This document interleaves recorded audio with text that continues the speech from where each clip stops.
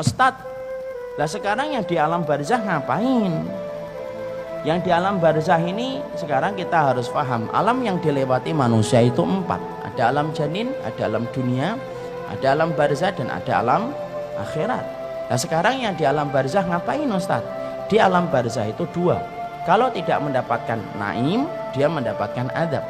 Kalau tidak mendapatkan kenikmatan, maka dia mendapatkan adab. Dan manusia ketika di alam barzah, maka mereka diperlakukan oleh Allah sebagaimana amal yang mereka lakukan ketika mereka di dunia. Makanya macam-macam, beda-beda.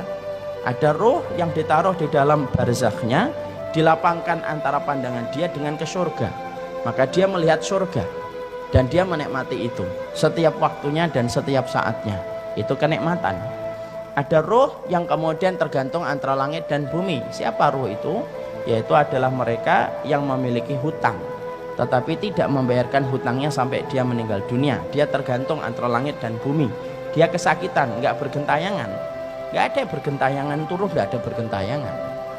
Maka kemudian di alam barzah itu beda-beda. Ada yang mendapatkan kenikmatan, ada yang ditaruh di sungai darah, dia melipir, setiap dia melipir dilempari batu sampai pecah kepalanya. Siapa? Pemakan riba. Ada yang kemudian ditaruh di tanur, tanur itu periuk, masuknya kecil, kemudian bawahnya gede.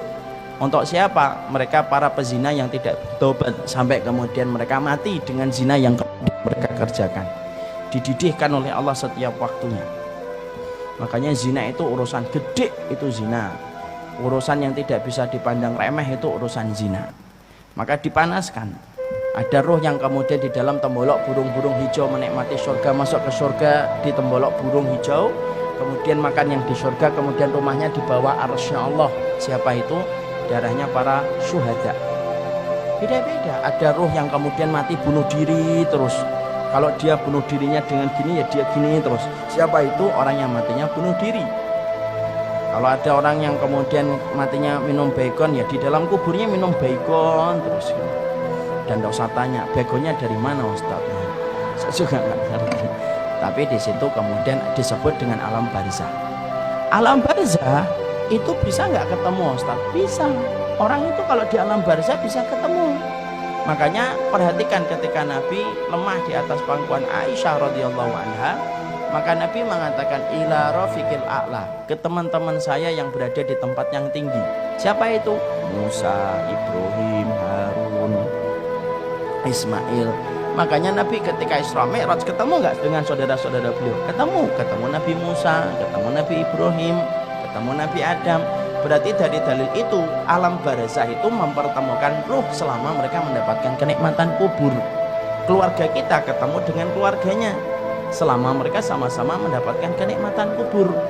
Jadi maaf, kalau orang tua kita, bapak kita meninggalnya di Aceh, ibu kita meninggalnya di timur-timur, selama mereka sama-sama mendapatkan kenikmatan kubur, maka mereka ketemu. Karena alam barzah itu tidak sendirian. Alam barzah itu mempertemukan dengan saudara-saudaranya, syaratnya satu, sama-sama mendapatkan kenikmatan kubur. Dan kita saling bisa mengunjungi satu ruh dengan ruh yang lainnya ketika di alam barzah. Makanya kita kemudian mendapati satu hadis yang disebutkan Rasulullah, ruh itu kalau mereka berada pada kenikmatan kubur, mereka saling kumpul. Makanya kalau ada ruh yang baru datang, baru meninggal dunia, mereka menyambutnya. Dan pertanyaan mereka, pertanyaan tentang keluarga-keluarga mereka yang mereka sudah tinggalkan lama ketika terputus kabar dari urusan dunia. Ruh-ruh yang lama itu akan tanya sama ruh yang baru, gimana kabarnya anak saya, gimana kabarnya suami saya, gimana kabarnya keluarga saya. Itu akan ditanyakan kepada ruh yang baru datang. Itu kata Rasulullah, hadisnya sahih. Kadang-kadang mereka bertanya, gimana kabarnya fulan? Maka ruh yang baru datang itu berkata, loh, fulan itu sudah meninggal sebelum saya, dia sudah meninggal sebelum saya. Lalu kemudian apakah dia tidak datang ke tempat ini? Baru kemudian dijawab, oh kalau dia tidak datang, kalau meninggalnya sebelum kamu, kok tidak datang kepada kami, fa idza huwa ila hawiyah, berarti dia pergi ke pangkuan api neraka. Nah disitulah ruh itu ketemu. Dan ruh kemudian mereka bertanya kepada ruh yang baru.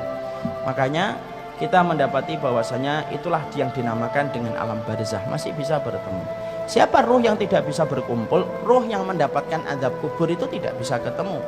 Karena orang yang mendapatkan azab kubur berarti dia berada pada hukuman. Hukuman itu yang tidak bisa mempertemukan dengan keluarganya. Sama dalam konteks kehidupan kita. Kalau ada yang di Cipinang penjara, dia tidak bisa ketemu saudaranya, tidak bisa ketemu dengan keluarganya. Sama sebagaimana itulah kita kemudian mendapati di dalam ruh itu semacam itu.